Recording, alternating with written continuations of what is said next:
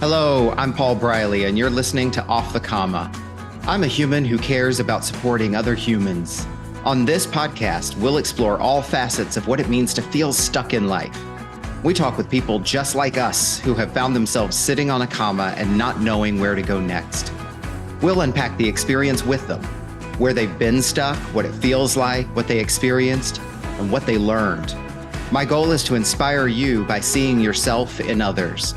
I believe that when we feel more connected and seen, magic can happen.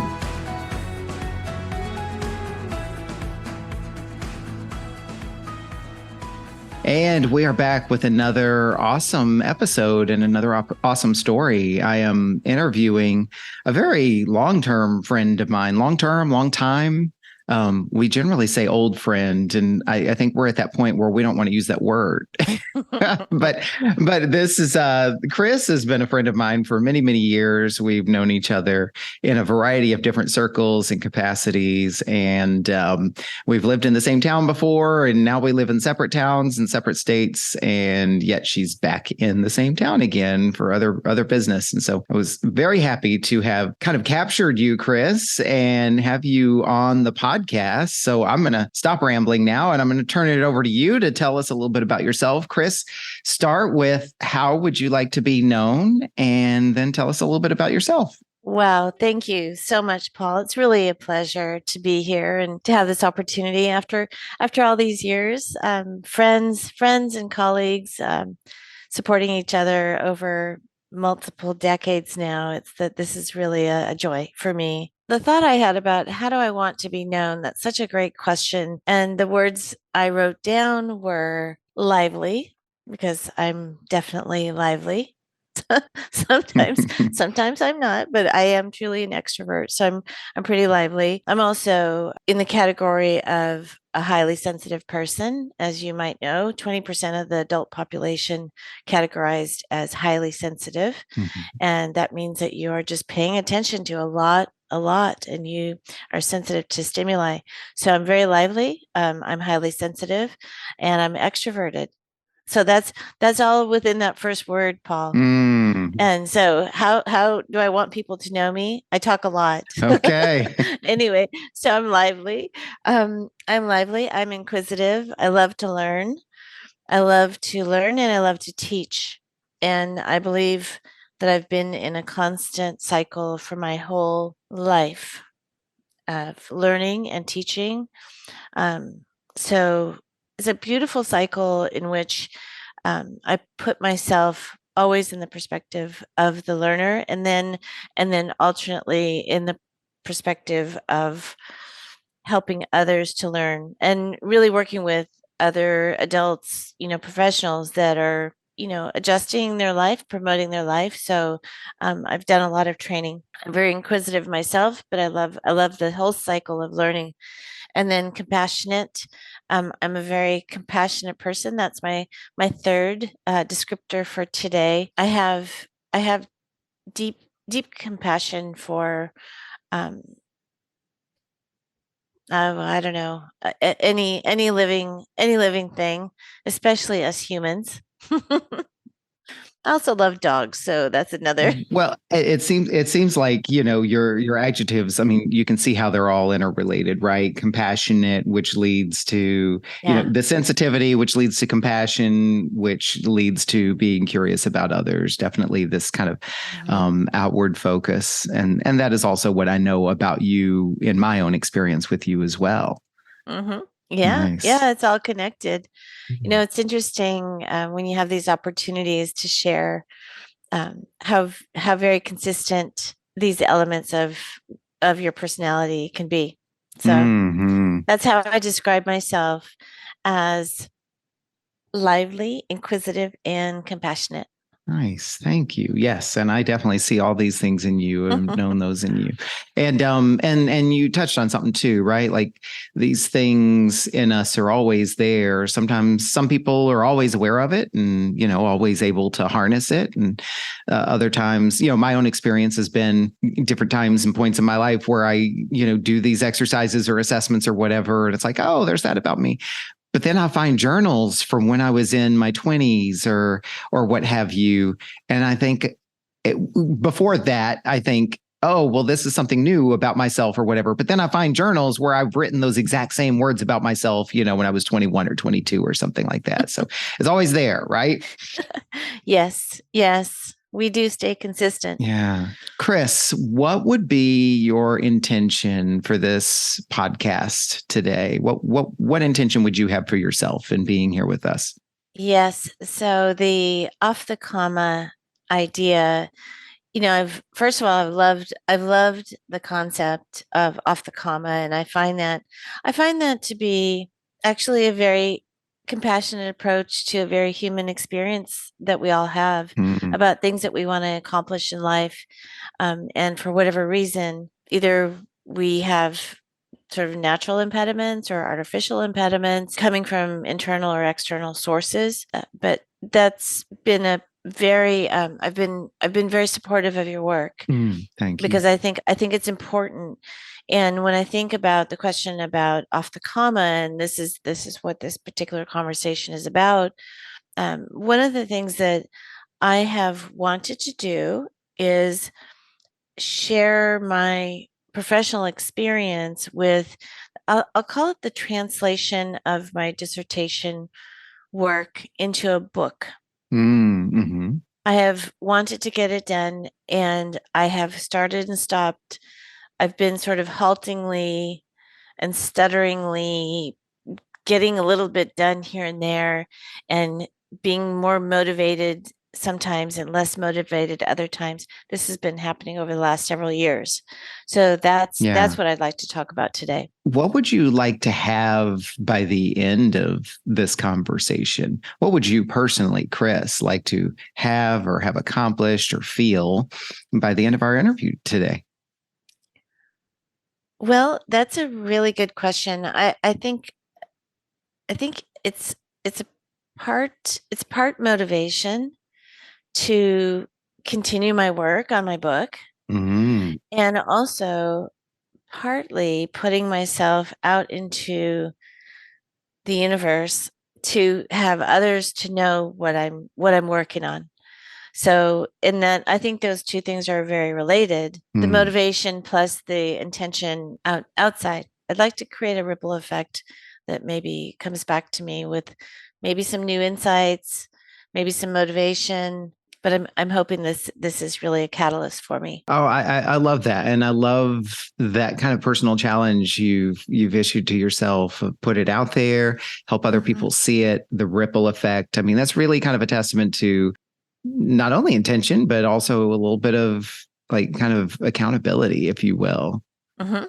Mhm. Yeah. My Exactly. intention for our episode is to help you create the space to achieve your intention. Also, that in telling your story, it will have that ripple effect on others as well. Is that somebody will out there will hear your story and hear a little of themselves in your story, and maybe feel a renewed sense of connection and optimism and maybe inspiration through what you share with us today. I love that. I love it. Let's do it. Let's do it. And I'm looking forward to hearing your story. As much as I know about you, and for as long as I've known about you, I haven't heard this story. I make it a point never to pre-screen or to know about the stories in advance. So I'm very much looking forward to learning what you have to share with us today. So let's jump into the first question. Kris, tell us, where have you found yourself sitting on a comma in your life? Yeah. So the the point of a comma for me has been the writing of the book that I have drafted part of it, but the title of the book is The Five Vital Signs of Healthy Organizations and How to Operationalize Them. So that's the title of the book. I'm sitting on the comma, the metaphorical comma, in moving that forward in the writing process and in the publishing process. So, and I know a little bit about this. You shared about writing this book with me, and I was with you at a point when you were kind of in dedicated time working on some of the chapters. So you're writing it, you want to move it forward in the completion of the writing and the publishing. What is your goal or your intention with the book? It is not to I don't have an intention that it'll generate millions of dollars. The revenue is not the goal. The goal for the book is that it is a tool for me to express my expertise and my principles and my values in my consulting work. Mhm. So as it is written, it is meant to be a model for consulting, a model for healthy organizations, a model for leaders who are interested in creating healthy organizations. And it's funny because with my business, I have a consulting business, but I haven't built services around my book yet because my book isn't finished. But I do frequently get questions from people. They'll say, "Well, who's your target audience?" And I don't have a pat answer for that. I have an answer that probably boggles most people's minds, which is to Mm. say that it has to be the work. My target audience would be someone, a leader, an influencer inside of an organization that values what I'm talking about. If they do not value what I'm talking about and they're not open to learning from me, then they're not going to be a customer, because there has to be alignment. They have to look they kind of have to look into my mind and my soul and Mhm. my work, my CV, my book, my website. They have to see who I am to understand the kind of person that I am. So there's an element of using the book for a tool so that people can really see what I believe in and what I can do in terms of both assessment of organizations and implementation for the purpose of creating healthy organizations in which the organization thrives and the human beings inside that organization also thrive. So, what I'm hearing is that this book is very personal for you, and that the content of this book really is kind of part of your story and represents you and your values in a significant way, and that it's not necessarily for everyone, and that you tell me where I'm misstating any of this. But also, I think the last thing that I'm hearing is that you care about who Mhm. uses it. I do very much so. Mm, mm, So it is a reflection of my life's work, the beliefs that I have about how people should be treated inside of organizations, and also what organizations should be able to expect from their workforce in terms, I mean, because there is a symbiotic relationship between organizations and the workforce that supports mm. them. So it is very personal. The book itself is a representation of my education, my experience, and really a model that represents something that is very easy to understand and to implement around. I mean, for every vital sign, there are implementation steps. So there's the metaphor itself is built on the human body, that an organization is similar to a human body with multiple systems that are interdependent systems. And this is human bodies are very much like organizations. Mm. Organizations have multiple subsystems that are interdependent with each other. So the book is a tool for me to represent my work, my values, and to come in and to be able to go into an organization and to really do good work. And that's my goal in my life, is to do good work and make the world of work a better place. So, I mean, you've shared quite a bit about the book, and in a way shared quite a bit about you and your beliefs and your values. Let's go back though. You said, where am I sitting on a comma? It's about writing the book, moving it forward, and publishing it. What has you sitting on a comma with moving this book forward? I'm overwhelmed with the process of writing. It's not the writing itself, it's sort of the the editing and the publishing and the marketing, all of that. Mm. When I look at my colleagues that have published books, I want to climb into their head and go, how'd you do that exactly? What did you do? And because I and this is the feeling I get from time to time when I'm tackling something very complex and that I've never done before. I will feel overwhelmed. This is not a new feeling, but I am feeling overwhelmed about it. Unpack that a little bit for us. What does overwhelmed mean for you? You've kind of shown us where you're overwhelmed, but I think this resonates with so many people, and hashtag me also. But what does being overwhelmed look like or feel like for you? What does it create for you? That kind of transitions us into the second question. So being overwhelmed will create a sense of there's a big piece of work to do out there and I don't know how to get started. It'll almost feel like I don't know the first step and I can't put a project plan around it because I feel like I can't break it down. Mm. And I am by nature and by profession a project manager, and even this I'm having trouble project managing. So which means doing all the planning, breaking it down, understanding really what work is involved, breaking it down, planning around it, assigning time to myself to work on it. I haven't been able to project manage this in a way that would allow me to get it done. And I keep sort of every time I try to get into it and really tackle it, like I'll say to myself, this is a conversation with myself, like, well, Kris, you got to just set aside 2 hours and just get in there and start, just even if it's muddy and murky for a while, just get in there. And then lo and behold, I'll go off and I'll clean the refrigerator. Um, Yeah, yeah. I, so all, all of a sudden there I'm like cleaning the refrigerator. I'm like, this refrigerator really needs to be cleaned. I'm like, no, it doesn't really. I should be doing something else. So there's something sort of subconscious that is happening to me that will divert my attention to something else as a response to the lack of clarity that I have that I need to do the project management of the work. So that's how this is showing up.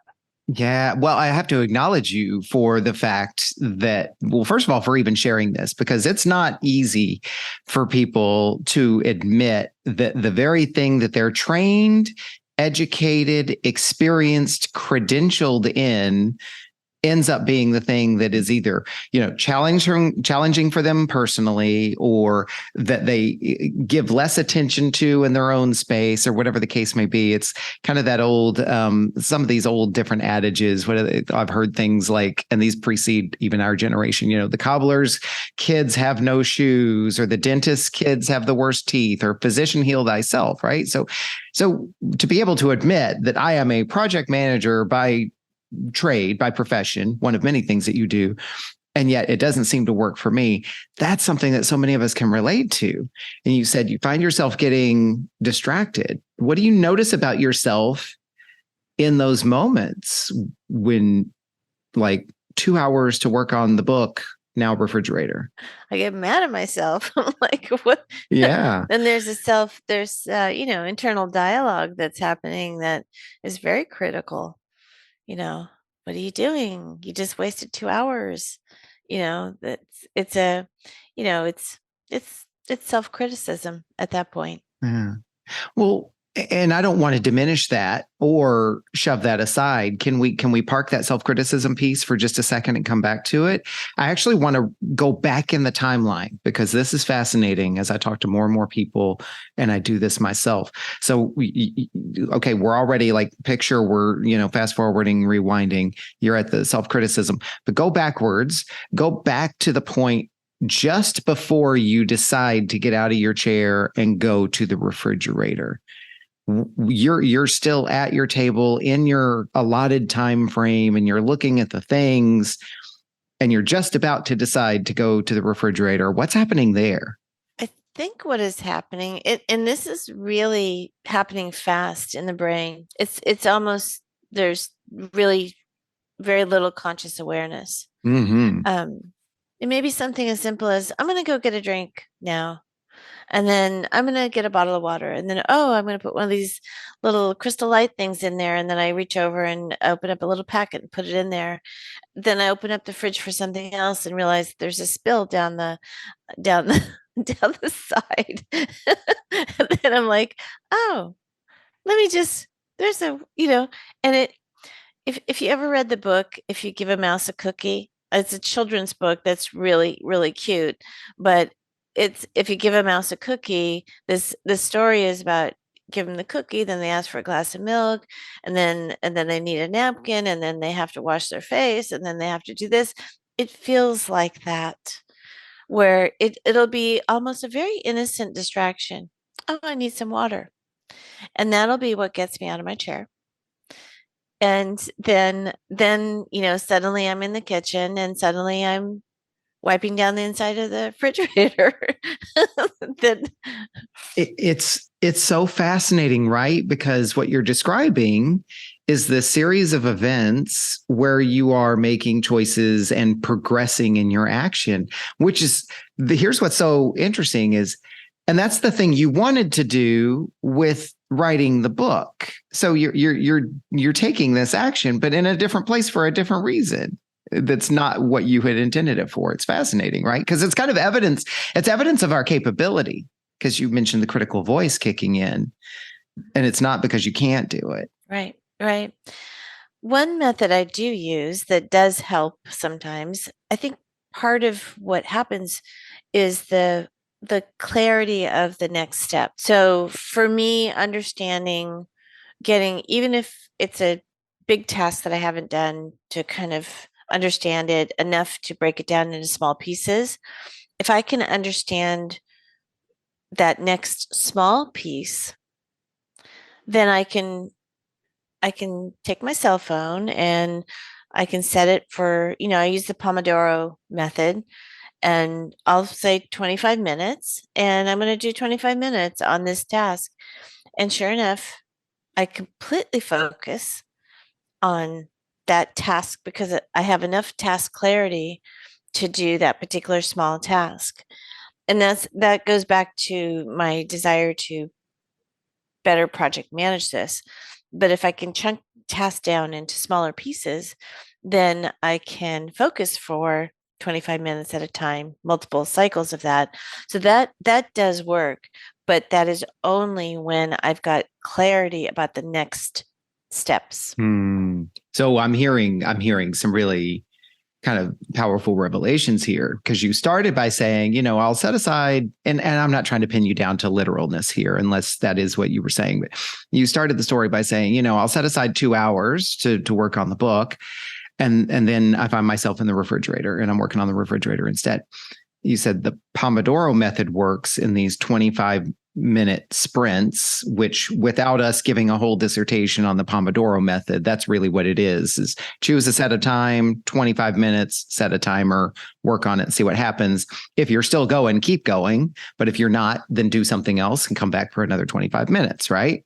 Right. So 25 minutes seems to work for you, you said, but then you said, as long as I have clarity of my next step. Say more about that, and say more about the role that that's playing in the writing of your book. Yeah. So this goes back, clarity for the next step goes back to a sense of ambiguity around the larger project. My ability to focus isn't, I'd say, 100%.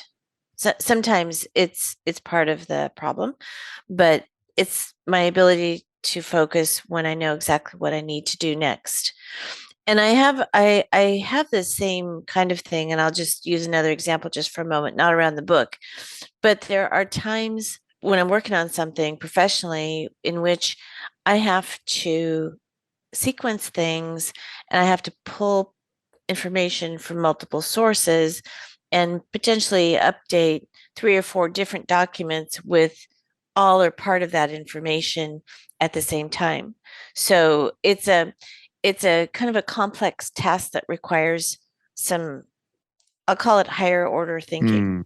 meaning you have to be super focused, you have to know exactly what you need to do, and you need to have all the tools sort of at your fingertips. And Can I when jump in for a moment and uh-huh. add? There's also this element of tracking that I Mm-hmm. believe often gets overlooked, because when you're talking about higher order thinking, because you've got this chunk of information that's all big and important, and now you've got to drop it into multiple documents. And all of this, by the way, isn't something you're stopping and taking a moment to write it out on a checklist or anything. So there's tracking. Like, I've put it into this document. It needs to go in the other 3 documents. Have I finished doing with it or modifying it in the way that I need to in this document? How is that going to affect what I do in the other document? So it's not just copy paste it into 4 documents. It's the keeping track of all these activities that, by the way, you're probably doing in like a 4-minute time window. Yeah.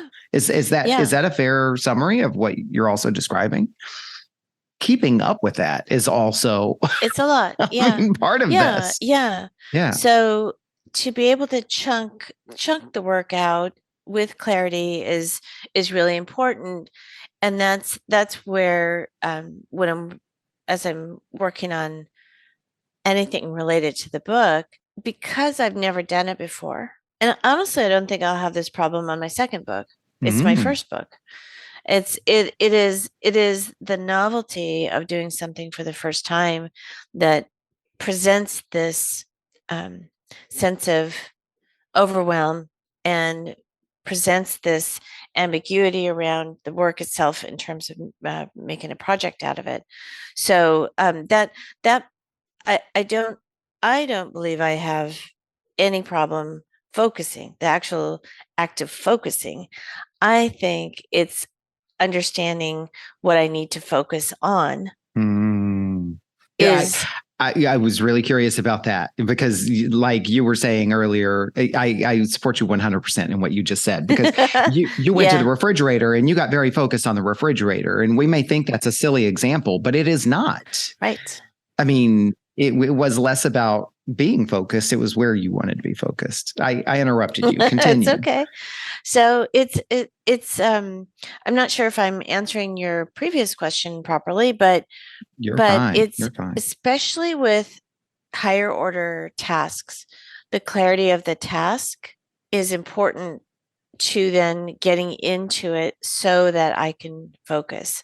So for me, understanding what I need to do next, and even, and sometimes I have this feeling where I'm kind of, I call it sort of circling around the bush. I'm like, oh, I need to do this, I need to do that, and I need to pull these things together. And once I have processed in my mind what I need to pull together, which would be all the pieces of that task, I'm completely fine. I just settle down and I can spend 2 hours, no problem. I don't even know 2 hours have even gone by, So this getting to small, let's say small pieces, small chunks of clarity is what I need to be able to make progress Hmm. on the book. That's what I know I need that. Yeah. So that's, and maybe part of this is going through it from purely a project management perspective, which project management is um, for me so helpful in so many areas of my life, but to really have Mhm. clarity around the work itself so that you can do it. So Yeah. clarity about the scope of the work so that you can break it up into pieces and then you can perform it and implement it. And so I think I just got my answer. Okay. Well, because I was going to say, I have to acknowledge you. Like, you sound really clear on your process. You sound really clear on the things that work for you and when they may take you off task or aren't working for you. And that was my question. It's like, wow, you're really, I mean, obviously you're very self-aware, and you're able to see and notice, what your process is. I kept thinking, well, then what's holding you up on writing the book? And so the question that I think I will ask though, Kris, is because you've said a number of times, clarity of next step, clarity of next step. Mm-hmm. What step has been unclear for you in the writing of this book? The editing, the editing process has been unclear. Like, I know I do my own editing, but there are different kinds of other editors that are helpful to hire. There's different categories of editors, and that I have some information about the services that they provide, but I need to get a better understanding and do some education for myself about, if I hire a firm to edit my book, what exactly do they do? Basically, how far along do I have to bring the book? What maturity level do I have to have the manuscript for me to then hand it over to an editor and have them help me? So that's one of the big things right now that I am thinking about. So what I heard you say is the editing process specifically is the part that seems to be kind of holding me up a little bit or slowing me down a little bit, and that it's making a decision around how to proceed with the editing, because this is what I think I'm hearing, so correct me, is that making the decision is difficult for you because you're not really sure how far along you are or how far along your air quotes, I'm doing air quotes, supposed to be along in order to be able to bring the editors in. Yeah, that's part of it. That's part of it. And the different kinds of services that are offered. Mm-hmm. So I'll probably go with some type of editing service that would allow me to self-publish, and that's the other piece. So the editing and the publishing steps, those are two big steps, but I need to get clarity around those two. So finding a company that provides the kind of editing and possibly publishing support. And there's all kinds of firms now that provide some kind of configuration of different kinds of editing and publishing support. So, and they cost, varying amounts of money. So that's another thing, is like, how much money do I have to set aside to hire these people? So these are things I need to get into. I've got a list of editing and publishing companies, and I need to get in there and study each one and do like a comparison chart about what do they provide, how much do they cost, what does the state of my manuscript need to be, all the stuff that I've just told you about. Basically set up a spreadsheet and do a comparison for each of these companies. And I think that'll give me the clarity around those two big next steps. Okay, that sounds very project manager-ish, and I acknowledge that with a compliment, obviously, because that's what project managers do, right? And so many of us depend on that expertise and skill set and those professionals to do those things. So I guess my question for you would be, you've just said that I need to do these things. What is your next step? I've had other friends and colleagues share their tracking systems and their lists of resources and things like that. I need to pull all of that together. First of all, get all of my source documents organized, and then prepare something for me that is custom for me, my project. So something that would be a task list, project plan, and then also this comparison. So the comparison sheet, then I would prepare something that was relative to my project, because there's different categories of companies, fiction, nonfiction, and there's quite a bit to it. So one does not publish a book completely on their own ever. Even if it's the most simple self-published version of any book, you still need a lot of help, and there are some major steps to go through.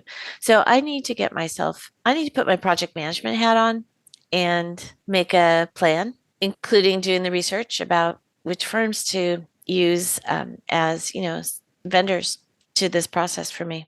You sound pretty clear on that. Wow. You just said wow. Why did you say wow?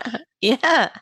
I feel like a light bulb just went on. Oh, cool. Like, oh, okay. Nice. Well, and I have to acknowledge you because, I mean, there's a reason not everybody writes a book. It's not an easy project, right? And what I know about you is that when you are able to get into your creative space and you have freedom to do things kind of at your own speed, at your own breadth and depth, then things can move along pretty well. And it sounds like in this experience for you, which I'll also acknowledge, you said my first book, yes, second book won't be quite the same. But once you get to the point where it's time to bring other people in, that created this decision point for you and this little bit of pause, it sounds like. Mm-hmm. Yeah. Yeah. What will the process of putting this kind of project plan together do for you? Like, what are you going to gain as a result of that? I'll just describe what it feels like. It feels it feels like bringing the work close, bringing it close to me. I know I have a lot of stuff on my computer, and if I can find stuff in the right folders, and I know where things are, and I know the emails that I need to go back and reference. I have all of this content in different places, but I don't necessarily feel close to it. So the act of going through what I'm going to do, which is putting together a project plan around all of this, is bringing all of this work, all of the content that I need. It brings it close to me. And once it's close to me, then I have clarity around it. Bringing it close into my heart and into my mind, I have the clarity that I need to do the work. And then when I sit down to focus, I have 30 minutes worth of work or 2 hours worth of work that I know exactly what I need to do. And I can just work on that particular task. Because really, I mean, this is part of any creative project, is being able to work on it in small pieces. I mean, that's a basic recommendation for creative people working on creative projects, is to just constantly work on something. So the constantly working on something, if I have the clarity on the next step, what is that next something, then it's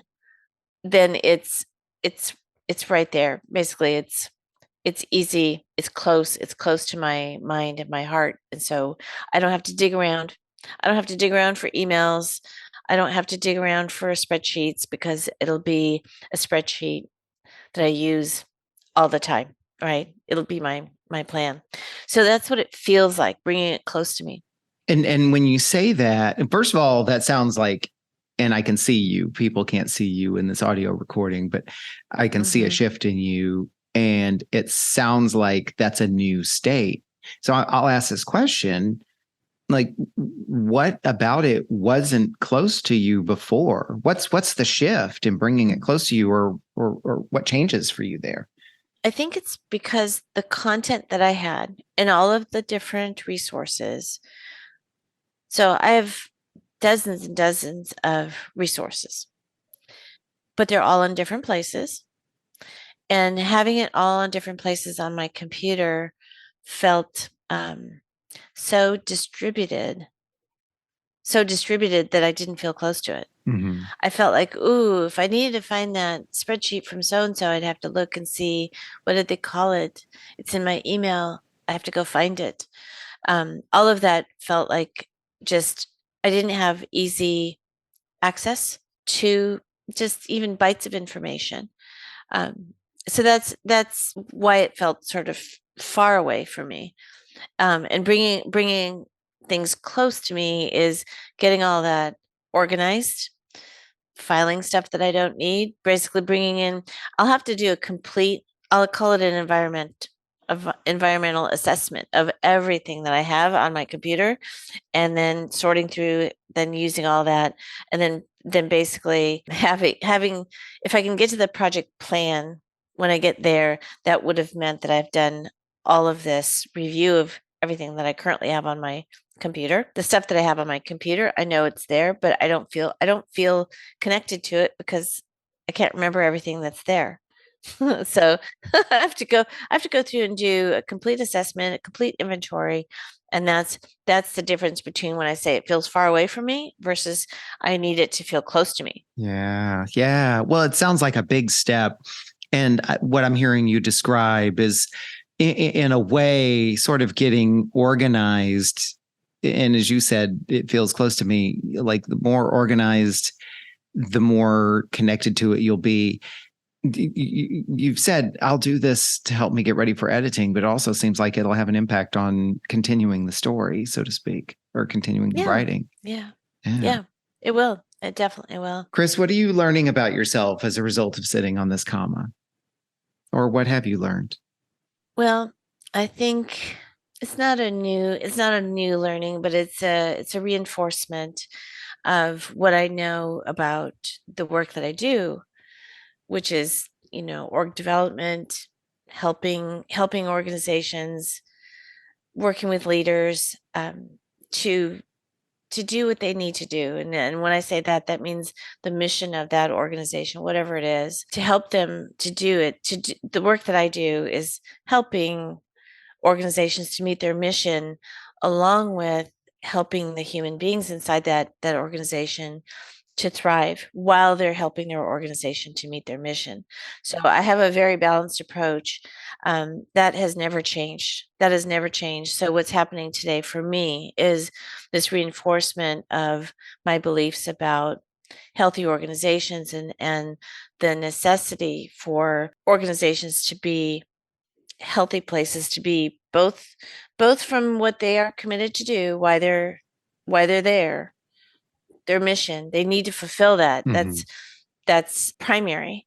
And then really in a very close second is the human beings that are within that organization. So I feel even more called to do this work Okay. than ever before. So that is really powerful. And so it sounds like this process that you're going through with this book, even though you've identified and called out some of the challenges, that it continues to reinforce the importance of the work and that it continues to pull you even more so than before.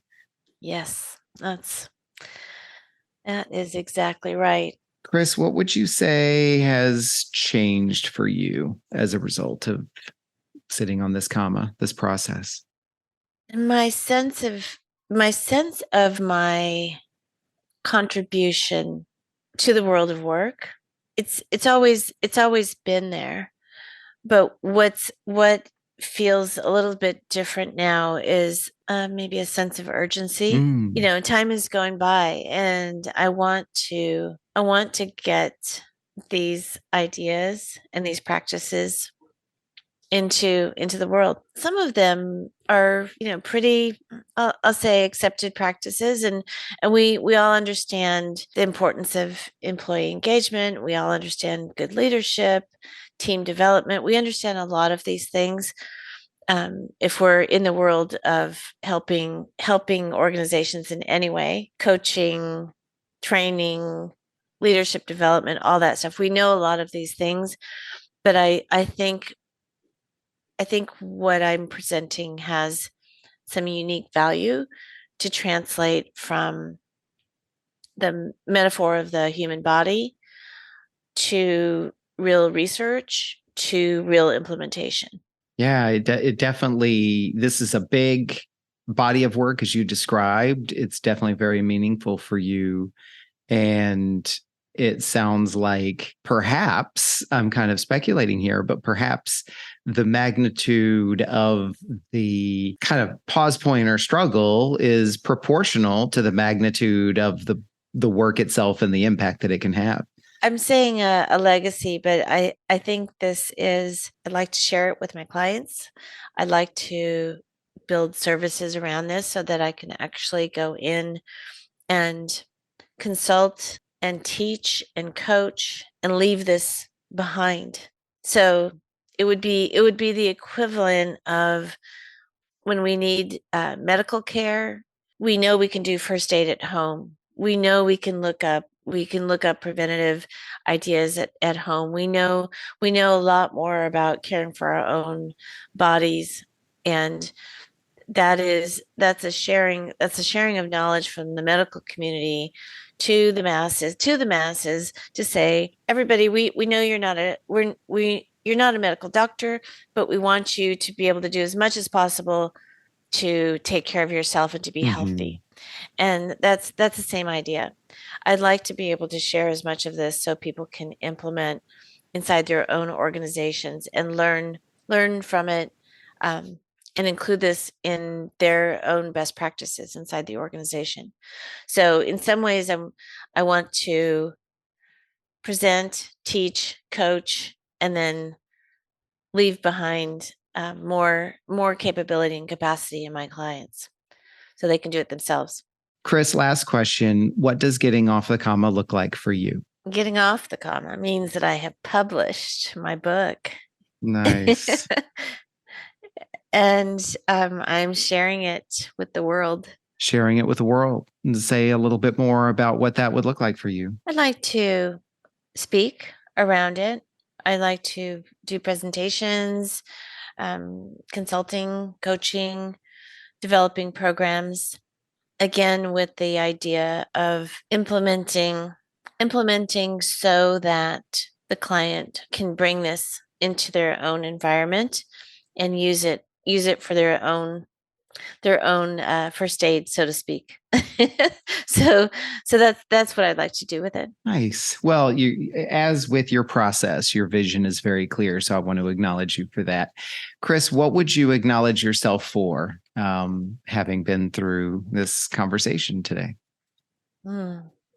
Well, it's really been wonderful to talk about my book, my thinking, my philosophy about the world of work. It makes me happy to have an opportunity to share my ideas, and that's always gratifying because I've been doing org development work and training and meeting facilitation. All the work that is involved with org development. I've been doing it for many years, but it was really after I had a chance to have some higher education that I felt like I had the credentials to write something and the credibility to write something that would be really helpful. So I'm just really happy to have this opportunity to talk about it. And I hope people will keep an eye out. I Yeah. don't know, Amazon. I don't know. I don't know where it'll be, but I'll get that. That'll be part of my marketing plan when I get all that ready. So no, I'm just really looking forward to publishing it. And this has been really great for me to process. This conversation was helpful for the process for me. God, we appreciate you sharing that with us, and more to come, right? So stay tuned for where this goes next. On that note, then tell folks where they can find you. All right. Well, you can find me on my website, and there is a copy of the vital signs white paper there. So if anyone wants to know exactly what I'm talking about, it's there. I have a white paper that's a very short summary of what the book will be about. So take a look there. And I'm on LinkedIn, of course.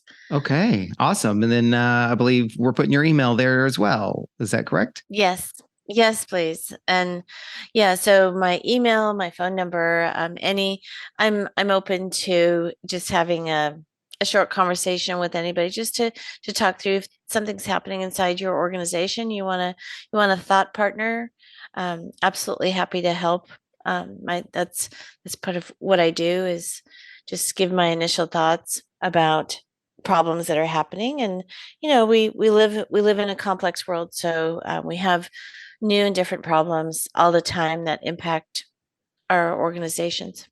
And lastly, as I do with all of my guests, I, give you an opportunity to use your voice to add to the voices of others and acknowledge any individuals or creators or causes or organizations that are important to you.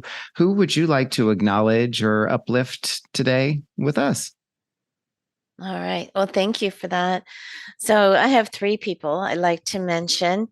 Marsha Lang is my first person. Marsha Lang, she is an entrepreneur, consultant. She owns Lang and Associates, which is in Sacramento. She does a lot of fantastic work around consulting for conflict situations, race relations situations, mediation. She does org development. She does a variety of things, all related to human systems in the workplace. And Gary Slavitt, who's been my project management mentor, and then also Emily Bennington, who was on your show recently. She was my coach, and a wonderful coach she was. Awesome. And all of the information about how to contact you, as well as your 3 acknowledgments, will be in the show notes with links so people can find these folks and learn a little bit more about them. And of course, lots more to learn about you as well. So thank you for being here with us today, Kris. Thanks for sharing your story and putting yourself out there, which was part of your intention. I think that it looks to me like that intention was very much fulfilled. Yes. I thoroughly enjoyed it. And thank you very much, Paul, for the opportunity. Absolutely. Have a great rest of your week, Kris. What an honor it is to witness these stories from these amazing human beings, and today's guest was no exception. I invite you to think about what you learned from this conversation. What stood out for you? What challenged you? What inspired you? And I encourage you to write it down in some form of journaling and reflection.